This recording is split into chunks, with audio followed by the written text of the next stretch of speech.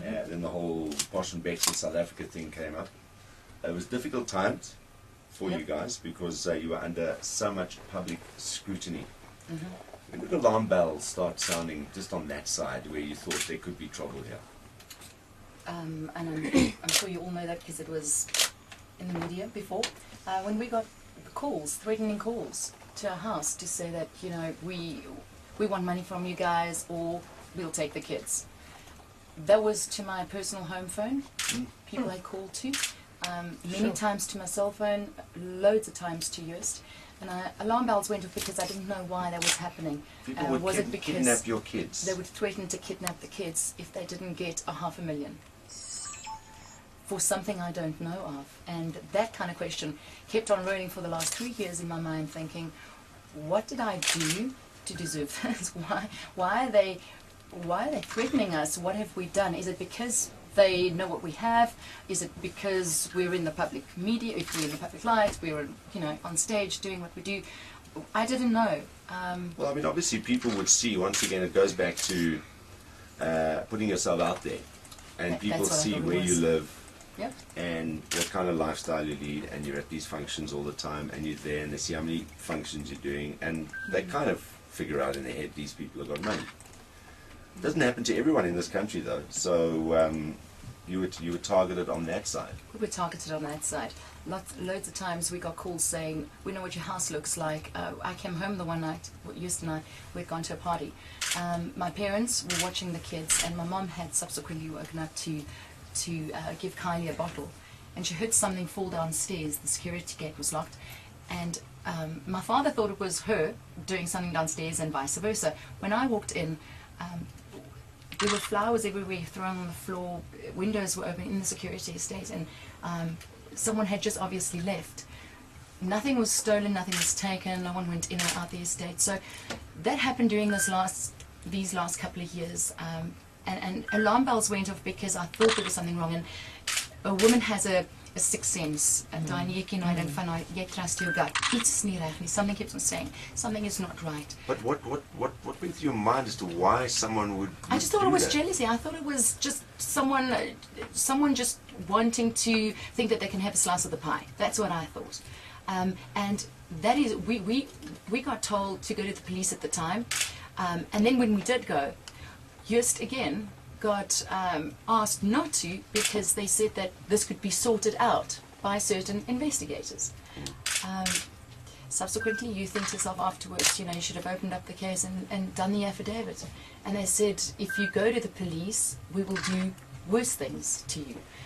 So we were threatened by, you know, both sides. So I'd lost a lot of weight. I was trying to do shows. We put the album on hold. You know, my primary role was to protect the kids. We have 2 kids, like any mother or father.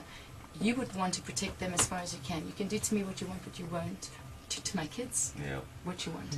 And so, and that is the reason why we had security beefed up at our house, and we had someone stand outside, because I was a walking zombie, paranoid, scared. Didn't know what was happening and why these people were doing it. Also, they would call my mom, who is my manager, and talk to her and leave messages on her cell phone. So my whole family was dragged into this whole dilemma and drama. And this does not just affect me or my kids or my husband, it affects my parents, it affects the family. Did it affect your relationship with Joost? At the time? Yeah. Did it make you guys bond even? It made us bond. We had to work together. We knew we had to put our heads together and work at it to see why and for what reason this was happening. And that is why we had gone out and said, you know, we're being threatened. So we needed to do this. And you know, you get manipulated by people who give you advice, because you get into this situation where you get threatened. You go to the police, but they are threatening you not to go. Do you go? If you do go, is something bad going to happen to your kids? So, you know, where do you turn to? Were these the people who made the video? We do believe so. You think it's the very same people? Yes. That made the US video? Yep. And I mean, once again, it's a case of jealousy seems to be a very vague thing for a. I mean, have you subsequently realized that there's other reasons why they were doing this? Revenge for something, or it could have been in the media. They had spoken in the Bill newspapers. They had spoken about the guy had come out. Subsequently, the guy who made the video, he wanted to expose Hearst and sold the video to Heat magazine. And after that, various people made money out of selling stories to them, which I find atrocious because, like you had said before, if they were really concerned, you would have come to me. And if my husband had been doing what he did, and believe me, it is wrong. You look at it and you go, you do not do that. We all make mistakes in our lives, and we all do things that you're not proud of. But that kind of thing, and because you're in the media spotlight, you know, you have to deal with that. You have to take responsibility for it. And that's why Hearst came out and said, I cannot live with it. He told me in August that it was him in the video, sometime in August. And I had backed him, I had supported him throughout the whole ordeal. So I just really feel like I've been let down, but at the same time I've got to be strong, and I feel sorry for him because I do love him. I mean, you wouldn't be in a marriage if you didn't. And you know, what kind of choices do you make? How do you deal with this kind of thing? How do you protect your kids? What do you do when your child tells you, "Mommy, stop crying"? That's really, really hard when you know, it's one of those things that you have to deal with. But I've always been a person that tries to look at building strength out of negativity and trying to look for positive things. And so you're not being judged on your reputation. You're being judged on character. For me, and it's you've got to look for the positive out of this. And I chose to be strong. I chose to stand by my man because I married him and I gave him my word, and that's why I chose to believe him. I'd never seen the video. I didn't want to see it. I was protecting myself.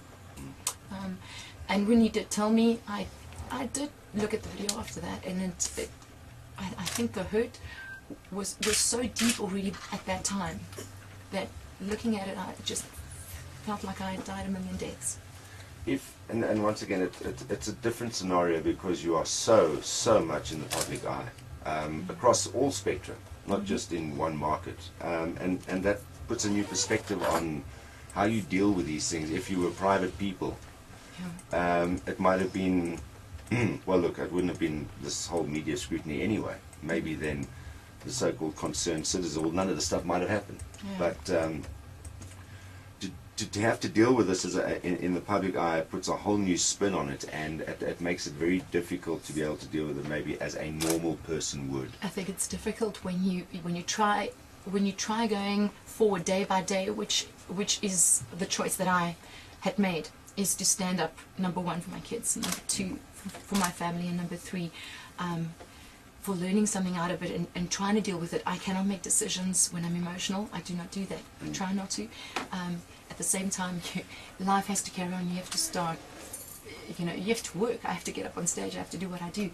But at the same time, the minute you stand up, it feels like another ball gets thrown at you because you read another story. And so every day you're reading about yourself, and you're trying to heal yourself, but you can't heal by means of people throwing things at you all the time. So, which way do you turn? People are giving you advice.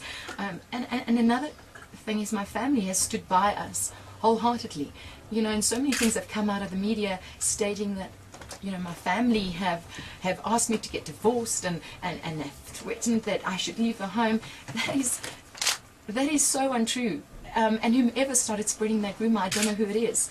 And that's why I stopped trusting people. You get to a point where you go, well, why is that out there? When did I say that? So certain stories are true, but then they tag on things to make it look more amazing. And at the end of the day, you don't know what is truth or not anymore. You read it and you go, but I never did that. I never said that. My parents have always been there. Well, you never say a headline that nothing happened today in Amore's house. Wouldn't make a headline. No, that's the problem. More from Amore Vitoni. She's here with us. Thanks again to Amore for being here with us. And it's a very, very awkward and difficult time for you. We're going to give you a chance to take a bit of a breather. Oh, well, you know what? Beauty made me coffee. Oh, what do we get from her? That's for sure. And I laced it myself. She just said, here's the spoon, just stir. Our news is on the way in just a moment. We're going to let Amore also just quickly pop and have a look at at our blog on the website at jackrandafm.com for the next few minutes after 8 o'clock. More from Amore Vitoni this morning on the Just Plain Breakfast.